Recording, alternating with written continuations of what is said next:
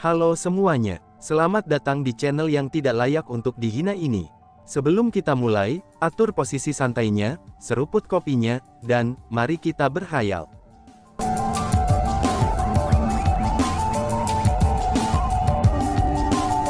Melanjutkan cerita sebelumnya. Terima kasih atas saranmu, kata Chu Feng. Meskipun biarawati itu tampaknya meremehkan Chu Feng, dia masih memberinya informasi berharga. Dengan demikian, Chu Feng tidak hanya tidak bertengkar dengannya, tetapi dia malah merespons dengan sangat sopan. Sudah 6 jam, apakah kamu bahkan tidak bisa menangani hal-hal kecil seperti itu? 1 hari berlalu tanpa mengalahkanmu, dan kamu sudah melupakan pelajaranmu. Pada saat Chu Feng berencana untuk pergi, omelan keras terdengar dari di dalam biara White Lotus. Oh, jika kamu tidak membutuhkan yang lain, kamu harus pergi dengan cepat, kata orang itu. Mendengar omelan itu, ekspresi biarawati di depan Chu Feng tiba-tiba berubah. Selanjutnya setelah dia selesai mengucapkan kata-kata itu kepadanya, sebelum dia bahkan bisa menjawab, dia segera menutup pintu di wajah Chu Feng dengan suara keras. Setelah menutup pintu, biarawati itu segera mulai bergegas ke dalam. Benar saja, tempat-tempat dengan orang terkuat akan selalu memiliki perselisihan. Tidak ada yang namanya tanah suci di dunia ini. Chu Feng pun menghela nafas. Dia tidak punya niat untuk ikut campur dalam urusan orang lain.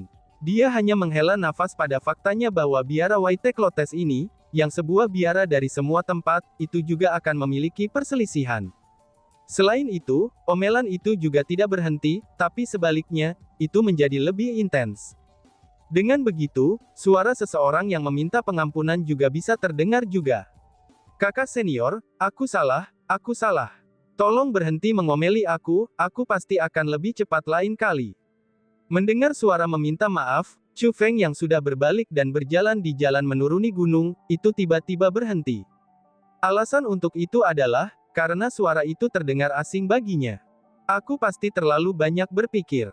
Bagaimana aku bisa menemukan seorang kenalan di tempat seperti ini? Chu Feng menggelengkan kepalanya, dan melanjutkan perjalanan. Kakak senior, tolong berhenti mengomeliku, aku benar-benar tahu aku salah.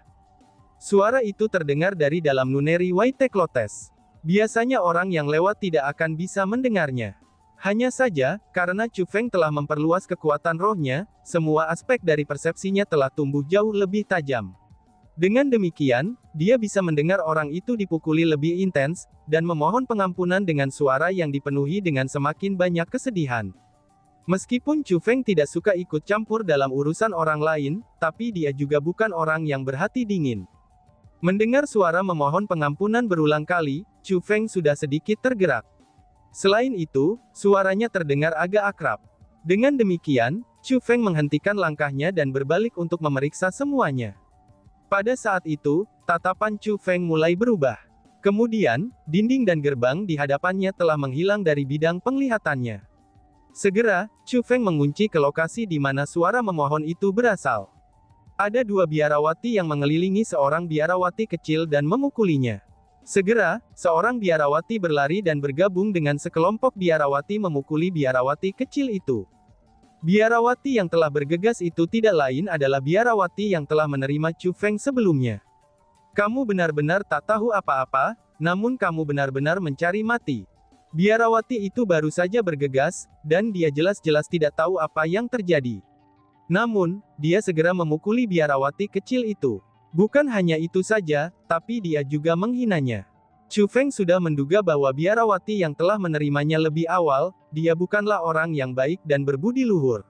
Tindakannya saat ini telah memverifikasi dugaannya. Namun demikian, Chu Feng tidak tertarik pada semua hal itu.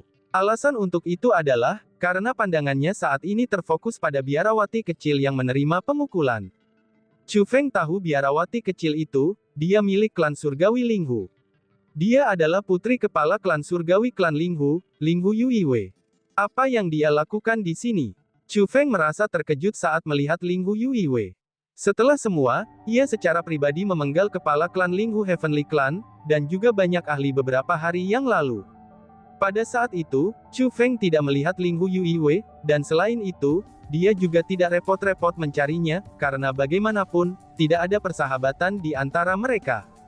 Saat itu Chu Feng hanya merasa klan surgawi Linghu menjadi tanpa hati nurani, karena mereka bersedia dengan sengaja membantai orang yang tidak bersalah demi menyelesaikan tugas mereka. Karena itulah, dia merasa bahwa mereka semua harus dibunuh.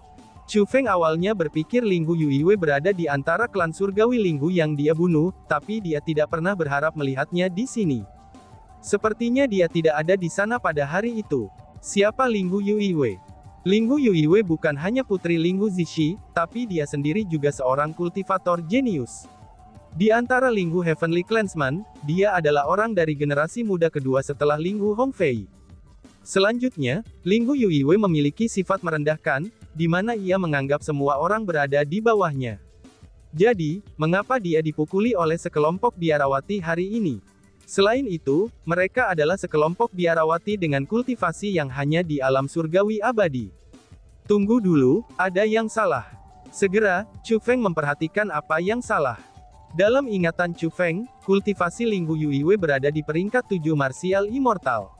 Namun kultivasi Linghu Yuiwei saat ini, itu hanya di peringkat 1 surgawi abadi. Selain itu, kultivasinya juga sangat tidak stabil.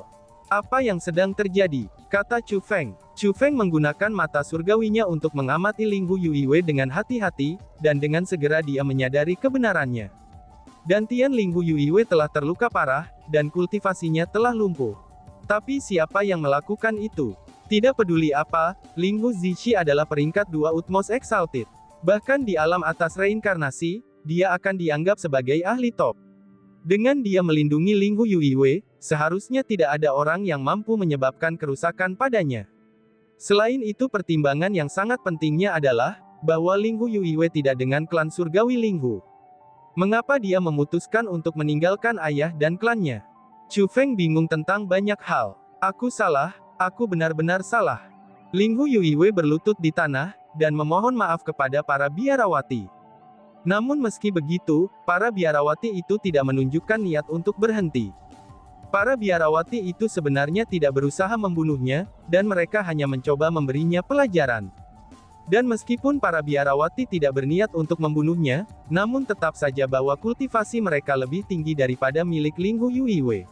Dengan demikian, meskipun mereka tidak pergi habis-habisan, tapi pemukulan mereka itu masih berhasil dengan cepat meninggalkan luka memar yang luas pada Linghu Yuiwei. Bahkan wajah mungilnya yang halus tidak dapat lepas dari memar-memar. Meskipun Chu Feng memiliki kebencian yang mendalam untuk Linghu Heavenly Clan, tapi kebenciannya tidak ditujukan pada individu Linghu Heavenly Clansman. Antara dia dan Linghu Yuiwei, itu tidak ada dendam yang ditemukan.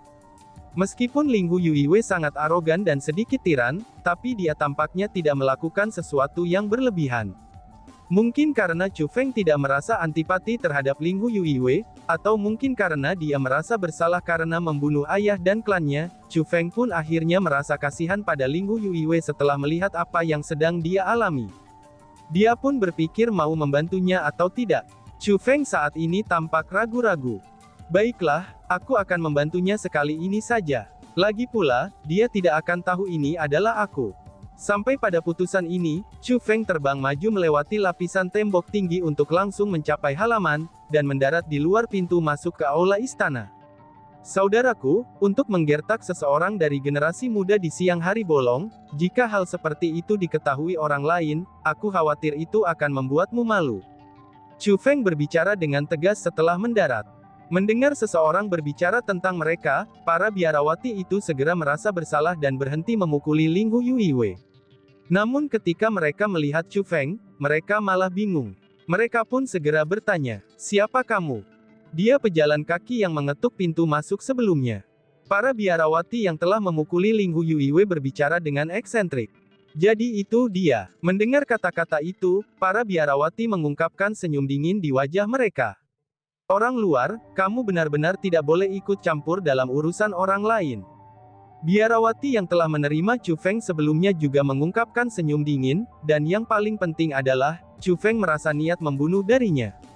Dia benar-benar ingin membunuh Chu Feng hanya karena dia ikut campur dalam urusan mereka. Tidak, itu tidak sesederhana itu. Chu Feng secara pribadi menyaksikan perilaku buruk mereka. Mereka kemungkinan tidak ingin Chu Feng menyebarkan berita tentang masalah ini, itu karena akan mempengaruhi reputasi mereka. Jadi para biarawati ini telah memutuskan untuk membunuh Chu Feng demi bisa membungkamnya. Namun untuk membunuh orang lain demi membungkam mereka hanya karena itu, orang bisa tahu betapa kejam dan tanpa ampunnya biarawati itu. Hei saudari, izinkan aku untuk menawarkan kepadamu kata nasihat. Akan lebih baik bagimu untuk tidak menyerangku. Kalau tidak, kamu akhirnya akan menyesal, kata Chu Feng. Sampah sepertimu berani sekali mengancamku. Biarawati yang telah menerima Chu Feng sebelumnya mulai mengungkapkan ekspresi tidak senang. Jangan repot-repot berbicara dengannya. Bunuh dia dan buat dia sadar, bahwa dia seharusnya tidak ikut campur dalam bisnis orang lain di kehidupan selanjutnya. Tepat pada saat itu, dua biarawati lainnya juga mulai berbicara. Tidak hanya itu saja, tetapi niat membunuh yang terkonsentrasi juga muncul di mata mereka. Benar saja, mereka bertiga ganas dan tanpa ampun. Segera, tiga biarawati menyerang Chu Feng pada saat yang sama. Mengaum, kekuatan bela diri yang mereka dilepaskan itu berubah menjadi tiga binatang buas. Dengan mulut terbuka lebar, tiga binatang buas itu bergegas keluar untuk melahap Chu Feng. Tiga biarawati berencana untuk melahapnya secara langsung dengan menggunakan keterampilan bela diri mereka. Mereka bahkan tidak berencana untuk meninggalkan mayat utuh untuknya, dan mereka bertiga bisa dikatakan benar-benar kejam. Bang! Namun tepat setelah tiga binatang buas dengan kekuatan ganas mendekati Chu Feng, langit dan bumi mulai bergemuruh. Setelah itu, tiga binatang dengan kekuatan bela diri yang ganas direduksi menjadi kekuatan bela diri yang tersebar ke udara tipis sebelum Chu Feng. Pada saat yang sama, kekuatan penindasan yang sangat kuat dilepaskan dari tubuhnya itu langsung menuju ke arah tiga biarawati. Peringkat 8 Exalted, ini adalah kultivasi Chu Feng saat ini. Sedangkan tiga biarawati itu hanyalah abadi surgawi. Pada saat ketika kekuatan menindas Chu Feng dilepaskan, ia berubah menjadi dewa di mata mereka, dan Chu Feng sendiri merasa bahwa mereka sangatlah kecil. Seolah-olah mereka hanyalah tiga tikus kecil yang berdiri di depan harimau ganas. Mereka tidak bisa berdiri tegak, dan semua menggigil di depan Chu Feng. Tuanku, kami salah. Tuanku, yang rendahan ini benar-benar buta. Tuanku, jangan tersinggung dengan tindakan kita, ucap ketiga biarawati. Melihat bahwa Chu Feng sebenarnya sangat kuat, tiga biarawati yang telah merencanakan untuk membunuh Chu Feng sebelumnya segera berlutut di tanah. Mereka bertiga sebenarnya tidak dapat menentukan apa kultivasi Chu Feng itu, namun mereka dapat mengatakan bahwa dia setidaknya seorang ahli di tingkat Exalted. Dengan kata lain, kultivasinya jauh melampaui milik mereka. Mengingat kata-kata yang dikatakan Chu Feng sebelumnya, mereka semua menyadari apa yang dia maksud. Ternyata orang yang tampak biasa berdiri di depan mereka ini, sebenarnya adalah orang yang tidak mampu mereka sakiti. Pada saat itu, ketiga biarawati itu merasa menyesal tanpa akhir, namun sayangnya, itu sudah terlambat. Aku sudah memperingatkan kalian bertiga, tapi sayang, kamu gagal belajar. Saat Chu Feng berbicara, sekitarnya tiba-tiba menjadi sedingin es. Tuanku, tolong luangkan hidup kami, tolong luang hidup kami. Tiga biarawati tidak hanya meratap, tetapi mereka juga mulai bersujud kepada Chu Feng. Mereka benar-benar ketakutan. Namun kelihatannya, Chu Feng tidak bergerak sedikit pun, tapi sebaliknya, dia mencibir di dalam hatinya. Hal yang paling menjijikkan Chu Feng adalah orang-orang seperti mereka, orang-orang yang membuli yang lemah dan takut yang kuat, dan orang-orang yang tidak memiliki integritas moral sama sekali. Orang-orang itu sama sekali tidak memiliki kehormatan dan martabat terhadap mereka yang lebih kuat daripada diri mereka sendiri.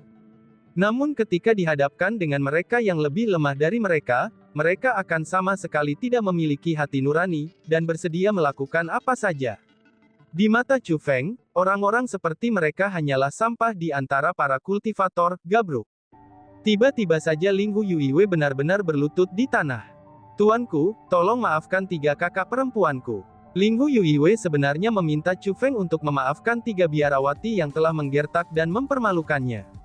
Ketika Ling Huiyue memohon padanya, Chu Feng mengambil kembali kekuatannya yang menindas.